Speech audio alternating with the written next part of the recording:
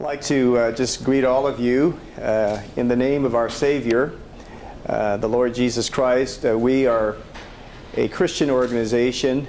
Some of you may or may not realize that. Mel Trotter has been around 108 years preaching the gospel of Jesus Christ and trying to lead men and women and boys and girls to a saving relationship, a saving knowledge of our Savior. We do that through providing food, clothes, and shelter. Some may be critical of the approach of the mission. We do not force people to come to church or chapel in order to get a meal. That's not the case. But it is my belief that working in rescue, that we have to earn the right to be heard. Martin Luther King Jr. once said that if we are not concerned about the living conditions that people exist in, then our religion is dry as dust. We have to be concerned about the total person. And that's really what I see in the Gospels when I read about Christ. I call Jesus Christ a walking, talking, breathing rescue mission, because wherever he went, he fed people, he healed people, and many times their eyes were opened to who he was after a notable miracle was done in their lives. I like to thank God for this community, for Mr. Ralph Hauenstein and the Presidential Center here, and for the leadership that he has given this community for many, many years. There are significant leaders in this town. This is a wonderful town. I moved here 7 years ago from California. Moved here for the weather, of course. Now you won't believe anything else I tell you. I learned in the Air Force, it's an axiom that all Air Force men and women learn: Air Force needs come first. And that really is true. If the Air Force wants to send you to England or Greece, and in my case it was both of those countries, and if I happen to want to go to London or Greece, we were both going to be happy. But the Air Force left no doubt they were going to be happy first. If they needed you in Turkey, or they needed you in stateside, you were going where they needed you the most. And over the years, I have applied that rule to my own relationship with God. God's needs come first. And to that end, my wife and I were missionaries to Sierra Leone, West Africa, where we lived in the country, lived in Sierra Leone in the capital city of Freetown. Actually, our second daughter was born to us in Freetown, and her middle name is Yahweh. I've forgotten her Sierra Leonean name now. It's not Yahweh. I'll have to... Nicole would be upset with me if she knew I forgot her Sierra Leonean name. But she was born there in Freetown, and it was an incredible experience to be missionaries in Sierra Leone.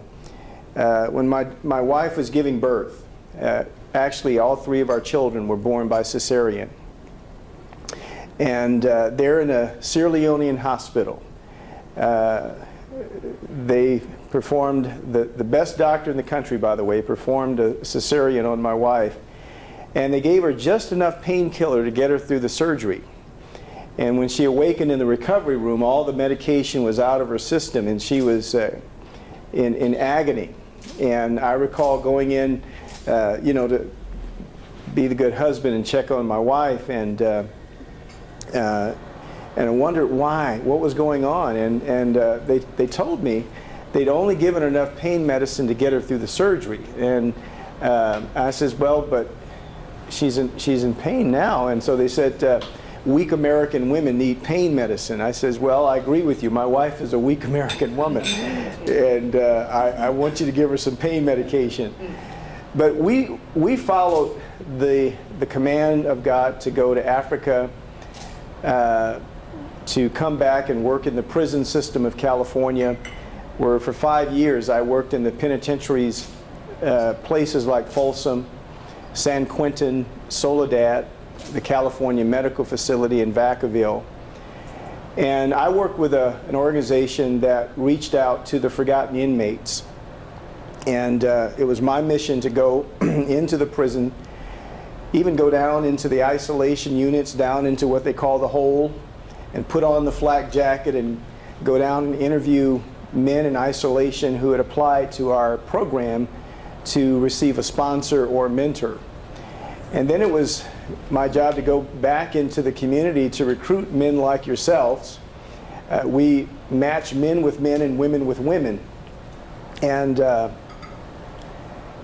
I, in 5 years, took hundreds of men into the prison system to visit and befriend inmates behind bars. We worked again with the 30% of the population that was forgotten. And one day I came home and I told my wife, I have found our men. Now some of you might be a little confused with the name Chico and my complexion. You might think that I'm Hispanic, and hey, that's fine. That's fine. I have a lot of Hispanic friends, but I am not Hispanic. It gets me in a little trouble every once in a while because I'll see a Hispanic delegation and they'll start speaking to me in Spanish, and I'll tell them I don't know it, and they'll look at me like, you're one of those uppity ones, aren't you? You forgot where you came from, didn't you? And but my heritage is all mixed up, like most people in America.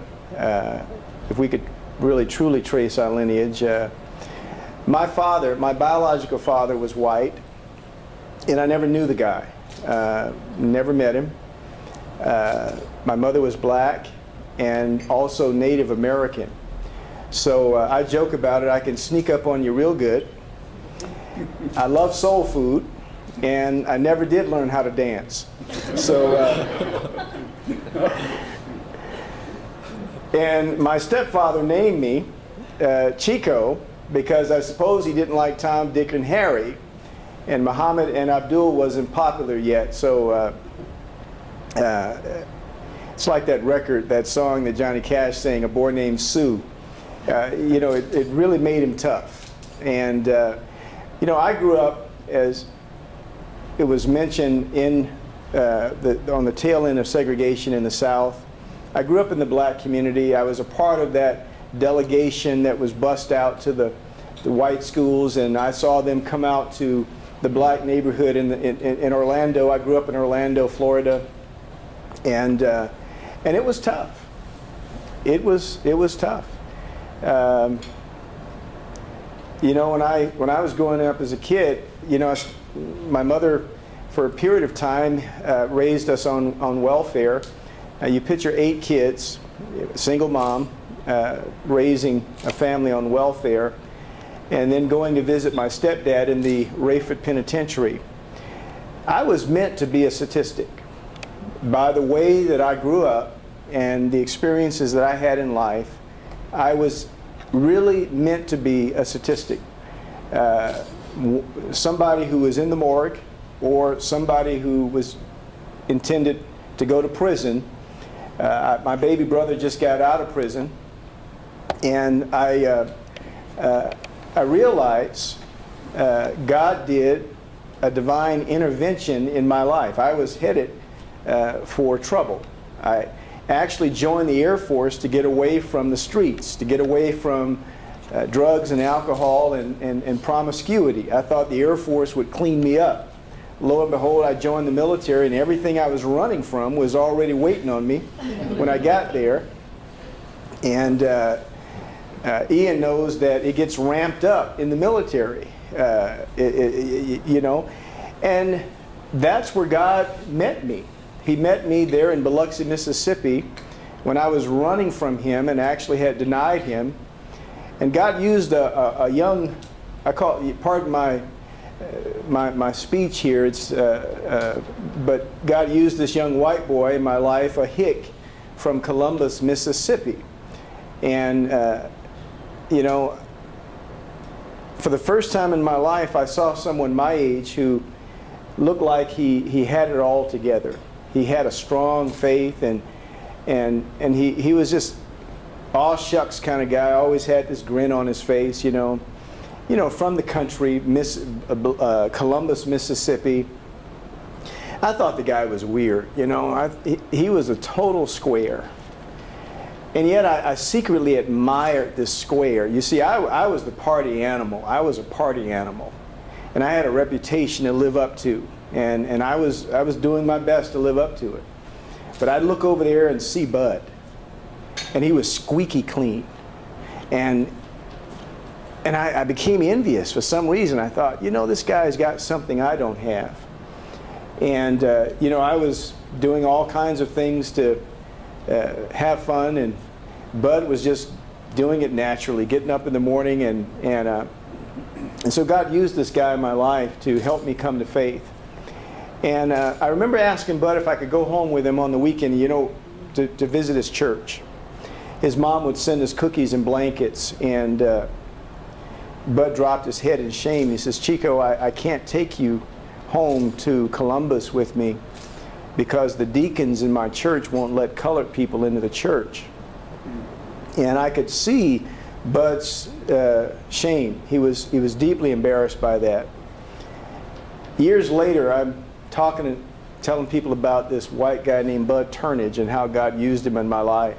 In 1994, my wife says, you ought to find out what happened to Bud. And I called directory assistants, and they gave me the Turnage residence in Columbus, Mississippi, and Mrs. Turnage got on the phone.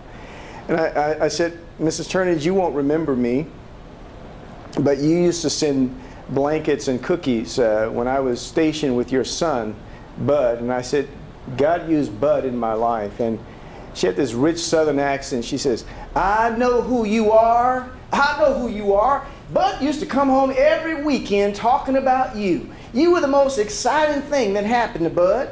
And I've got an apple pie in the oven right now, and if you was here, I'd give it to you. And then her husband got on the phone, and he was one of those deacons, you see, back in the day. And Bud his dad gets on the phone, and he says, Chico, what do you think about that dynamic black preacher from Texas named Tony Evans? We just love Tony Evans around here. And in his own way, Mr. Turnage was trying to tell me something, that even he had changed. And I found Bud working in Houston at a big church, I think Fort Worth or Houston, huge church, mega church. You know, they grow them big, everything's big in Texas.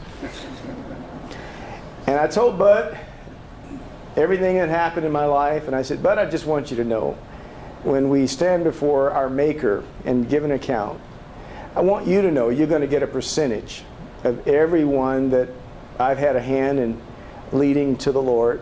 It wouldn't have happened without you. And I says, but I want you to send me a photo. I sent him some news clippings. He said, no. He says, I'm bald and I'm fat, and I'm not going to send you anything. And he never did. And we haven't had any contact since. I keep thinking I'm going to go down to Texas here in a month, and I'm going to try to look Bud up. Investment. You know, that's really what it's all about. Investing into people. People who are different from us.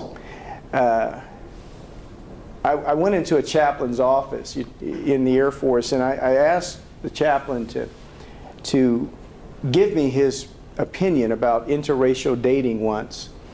And the chaplain, without any further explanation, he says, Chico, they're different from us. And I'm sitting there in amazement. I don't know what's going to follow. And he says, and he gets up from behind his desk and he says, you can tell how different they are from us by the way they sing in the choir.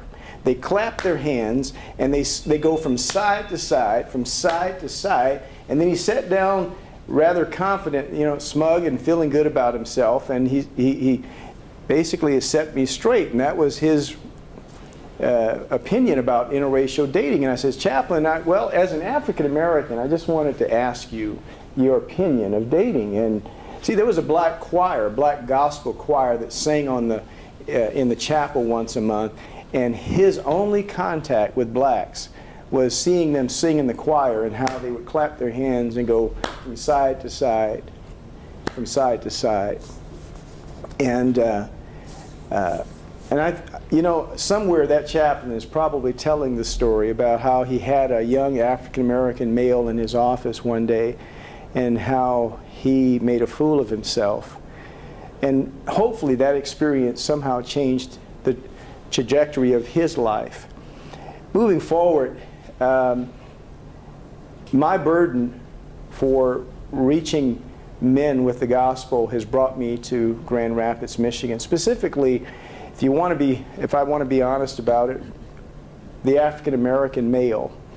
You see, I grew up around many of the guys who are out on the corner now, and I look at it and I say, by the grace of God, you see, there go I. If God hadn't done that divine intervention in my life, I look out my window and I see me. I see me on every corner. And you say, well, Chico, you weren't that bad. You never had a felony, you never went to prison, never went to jail, But you see, I know me. I know the potential that I had, the propensity that I had for doing evil and to do wrong. And I look out my window and I see me on all those corners out there. And sometimes I'm amazed at the grace of God in my life, that He has put me in a position to help those who are in need in this city. And I wanted to be involved in an urban ministry, and I got hooked on rescue mission work in the Bay Area of California, and I've been involved in rescue ever since. People have asked me, how come you haven't gone back overseas? One day I'd like to go back to Sierra Leone. I'd like to plant a rescue mission in Sierra Leone. It's one of my goals, my dream goal in life is to go back to Africa and start a rescue mission in Freetown and turn it over to the nationals. I love Sierra Leone, but Grand Rapids is my home now. And working at the mission has afforded me the opportunity to do some non-traditional things. In addition to over 200,000 hot meals last year, we've got a statistical report here chock full of all the numbers that it takes a whole sheet to put it all together. Let's see here, last year to date, 1,119 decisions for Christ, 40,935 bed nights for the shelter program. That's emergency shelter. Total men and women in the program last year was 39,672 bed nights. You say, what is a bed night? Well, we count every time a head hits a pillow.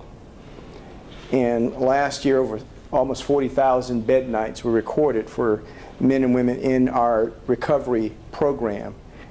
Total meals, over 200,000 hot meals. Total chapel, 287,000 chapel services. GED training, NOVA. We have a camp out at Hopkins, a 180-acre camp that Mel Trotter owns. It has a lake on it.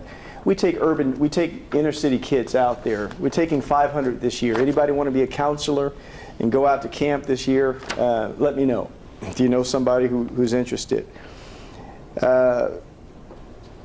16,505 food boxes.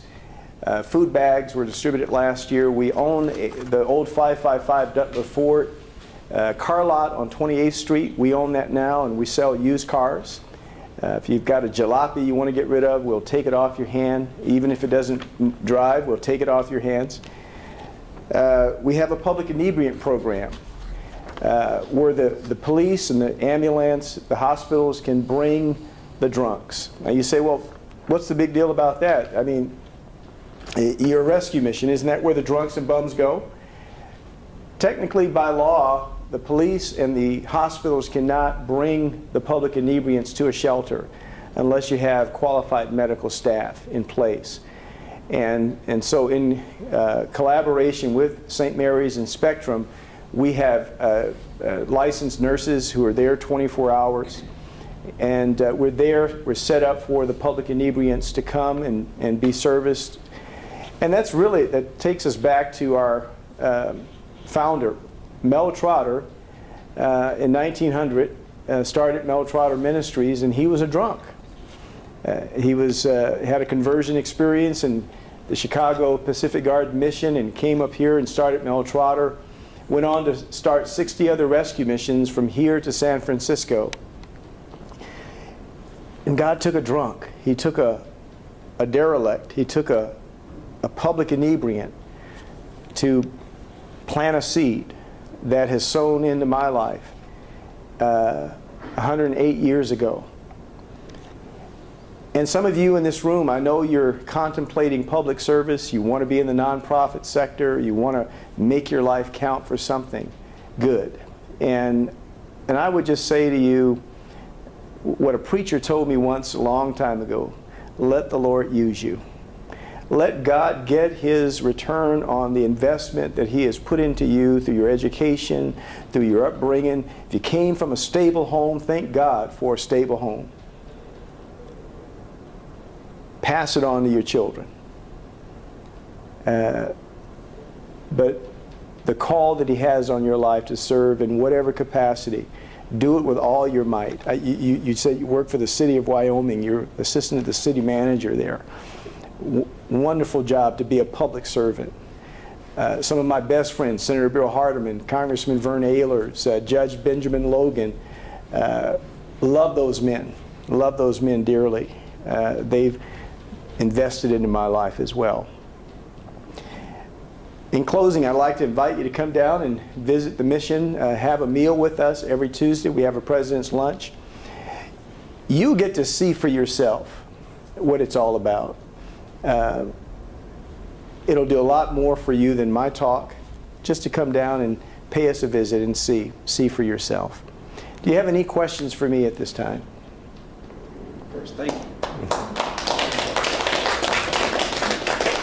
I didn't stick with my script at all. It was all written out, nice and neat, and I didn't do anything what I wrote down. So I apologize. Preachers do a lot of rambling sometimes, and I hope you got something out of what I said. Yes. What is the most dramatic turnaround story that you personally have seen? And was this individual somebody who was so down you'd never have thought they would have amounted to much, and they went on to be somebody who could actually contribute to the community and be a leader in their own right? We have quite a few of those, actually, those success stories, and every week we have a client share their story with the business community who comes down to the mission. I just heard a story yesterday from a woman who was a stone crack addict, and she left the mission. Initially, she was in the program because we wanted her to get her GED, and she didn't want a GED, and left the mission, came back, re-enrolled, and now she has her GED. She got her GED. She's so excited. Her kids are all professionals, but they threatened to disown her because of her crack addiction. And sitting there with her yesterday, seeing her clean and sober and in her right mind, free from her crack addiction, she knows that she'll never be completely immune from the temptation of crack. But to see her there yesterday, sitting upright and sharing with the business community about her story, to me, that's what it's all about. You spoke about meeting with the business community. Can you identify what you would term the business community? We have a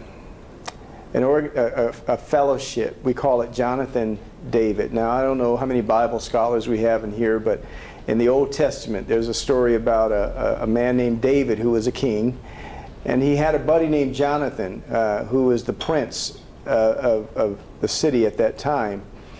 And God gave me this vision of bringing together the Davids and the Jonathans of this city. And for me, the prototype of the Jonathan are men like you, Ralph, and Gleaves, men like you, guys who are what I call, they're not average, pardon my expression, not average white boys off the street. We don't just go out and yank white guys off the street and say, "Hey, you're white, come on in here." So I asked God to give us the princes of the city to meet on a regular basis with the Davids of the city, men who've got incredible potential, but really won't realize it until they have a Jonathan in their life. And Jonathan and David, their hearts were knit together. And David had incredible potential. He was a giant killer, but he would not have succeeded in life had it not been for his friend Jonathan. And to that end, we've got about 40 men now who come from all political backgrounds, races, different denominations. I'll tell you a funny story. It's not funny, but it's funny to me. Senator Bill Hardeman, he's about as conservative as they get. And right across the table, Judge Logan will be sitting there, who's the city's superior judge. And their politics are just polar opposites. And to the point, sometimes I joke with Senator Bill. I tell him, I says, "Well, I've got your back. I'll let you know when the judge comes in the room." So, but we put all that aside and we come together and break bread with each other. There's Catholics in the group, Mike Janinoa from Perigo, Paul Potter, Marge Byington's husband, Jim Mitchell, Joe Jones, Wayman Britt, who's an African-American leader in the city, played ball for Michigan, assistant Kent County administrator. And you ought to just see this gathering of guys. Paul Potter says the reason he comes back is he gets to eat stuff he can't eat at home, because we serve a real He-Man breakfast: grits and eggs, bacon, sausage, all the coffee you can guzzle. And then we talk about race and politics and religion. But the mission of the black guys primarily is to teach the white guys how to hug. So you might like, but it's working. It's working. I'll go to the economic club, for example, and there'll be Mike Janinoa. How many of you know Mike Janinoa? And he won't hug anybody in the whole group, but he'll come over and give me a hug. And then there's Fred Keller, who's a member of the group. And so we take our wives and we go and visit each other's churches and we sit together. So we walk in together, black, white, Asian, Bean Goey from Eastern Floral's a member of the group. And we sit together and we go in and immediately integrate some of these churches in the city, like Fifth Reformed or First United Methodist. We've got a guy from Fountain Street Church. He's African American. He's a Tuskegee Airman. If you know anything about Tuskegee Airmen, he's also a retired brigadier general from the Air Force, a retired medical doctor, and he goes to Fountain Street Church. And he's more Buddhist than he is Christian. But he loves this group because the guys are hugging on him and loving him and stuff, and they won't let him go. And he tried to stay away, but he couldn't. He came back. And let me tell you how God set this initial meeting up. The first time, the black guys were meeting together first, and then we invited the white guys to come in. And that first meeting, Mike Janinoa, whose dad is also a Tuskegee Airman. Mike Janinoa's dad is an honorary Tuskegee Airman. And he's sitting next to Dr. Courtney Jones, who is a Tuskegee Airman, and then Courtney says to Mike, you can come back. I don't care about the rest of these guys, but you can come back. And then there was Fred Keller, who's an engineer, sitting next to a black guy who's an engineer. Jim Mitchell, who went to Michigan Tech. Wayman Britt's daughter is at Michigan Tech. Right there at the first meeting, God put it all together with the black guys in the group who were initially very skittish about inviting the white guys. See, they didn't want the white guys to come. And they said, well, as soon as you invite Jonathan in the room, he's going to take over. You know, we won't be able to have any fun. We won't be able to let our afros down anymore. And after that first meeting, we had been brothers ever since. And I tell you, I thoroughly enjoy it. Love to have you come and just visit. We have fathers bringing their sons, their college-age boys, to the meeting now. And it's incredible. It's, to borrow street vernacular, it's off the hook. It's off the hook. Since becoming, or as a leader, what's been one of your most difficult situations or things to overcome? You know, I move between two worlds, racially speaking, but also professionally. I'll leave this setting with you, and I'll have to go back down the Skid Row. And I'll have to sometimes step over some stuff to get into my building. The sights and sounds and smells are totally different from here. And it always takes me a while to adjust. And see, I can't ever play this role down at the mission. But see, at the same time, I have to know how to behave when I come into a situation like this. So being betwixt two worlds, two cultures, two realities is always a challenge for me. One of the things I'm learning, you know, as I get older, one of the points of my message was befriending people in power to help the powerless. And see, coming from my culture in the black community, you're considered a sellout if you have white friends. If you are hanging around people who have money and means. There are a lot of kids on the street corners in Africa, in the black community, who consider it to be a sellout to get an education, to, you know, be trying to be white. And but see, I come from a generation where being black didn't mean being bad; it meant being better. And our people, our younger generation, have lost that here recently. Yes. If you don't mind, help us kind of get inside your head here. What does it mean when you say you have to change, sort of have a different game face when you go back to the ministry? What exactly does that entail? You're different. Well, you know, Jesus never played the CEO with the woman at the well. He didn't talk down to the woman at the well. He was on her level. And see, you've got to get down at the level of where people are. If you're going to be effective in public service, you have to relate to people where they're at. You can't expect them to meet you where you're at. You've got to meet, you know that as a public servant. You have a distraught mom, you've got a homeless mother, and you know, you've got situations that you're dealing with that are crisis situations. You have to come down on people's levels of where they're at, where they're hurting, and you have to enter into their pain and their problems. And but when you come into a setting like this, you can't drag all that in here with you.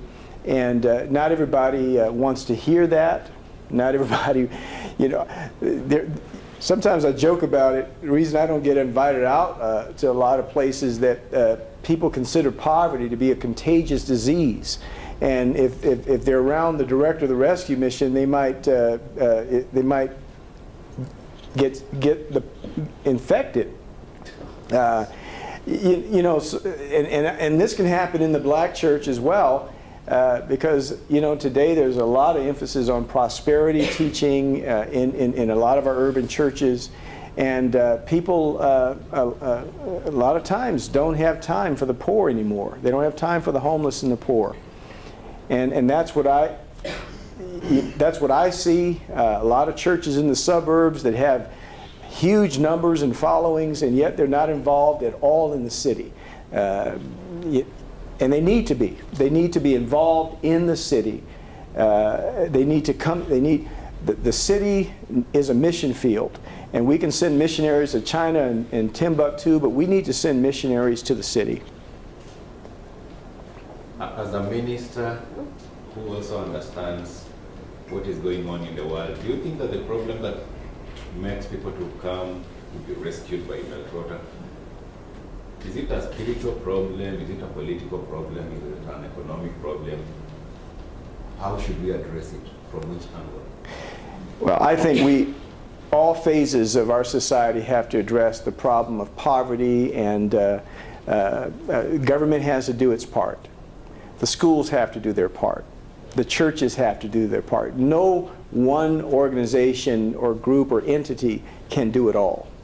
And so from our vantage point, we're attacking the problem of poverty and sickness and disease from a spiritual vantage point. But government has to do their thing from a governmental perspective. And so it takes a lot of different people coming together to attack this problem. We've asked that other speakers we've asked, what do you consider to be your point, like the top points of leadership, like qualities? Well, if you look behind you, nobody's following you, how can you call yourself a leader? So to me, personally, I think leadership, a leader is also a follower. And I want to know who the leader is following. It's important for example, my wife tells me she'll follow me as long as I'm following Christ. But the moment I stop following him, she's going to stop following me. And I know her well enough to believe that. So it's important to know who the leader is following. And so I really think that's very important. Again, my role at the mission as a leader, I look at myself as like the head of an orchestra. I don't play the instruments, but it's my job to make sure that the 112 and in the summer 140 staff members have to make sure that we're making music and not noise. And if there's some noise in one piece of the orchestra, it's my job to find out where the noise is coming from so we can get back to making music. My job is that of a train conductor, to keep the trains running on time. That's a thankless, dirty job. Holding people accountable for the resources they've been entrusted to and giving the mission a good return, giving the donors a good return on its investment. We've got to make sure the trains run on time. That's really hard in a mission. And so my role is that of a train conductor. I often have to be a coach, a pastor. So there are many different hats that a leader will wear. Yes? I'm just wondering how you deal with it when it's getting you down and you don't take it home to your wife and family. How do you deal? I go home and kick my dog. And then he chases the cat. And the cat's out there after the mice, so no. You know, before I came here this morning, I had a couple people, including my wife, pray with me before coming here. And I tell you, there are times when, you know, I look around, I see so many needs at the mission. And it's overwhelming. But I take consolation in the fact that the new president who takes over running the United States is going to have far bigger problems than me. And, you know, so misery loves company. I'm praying for whoever it is becomes president of the United States, because they're going to have a rough road to hoe. It's going to be rough. A lot of challenges militarily, economically, and spiritually in this country of ours. Whoever gets that job, it's going to be a tough road to hoe. And so I look at that and I say, you know what, I don't have it so bad. I don't have it so bad. And I learned a saying in the Air Force, suck it up. Just suck it up. Well, with that, thank you so much. Thank you.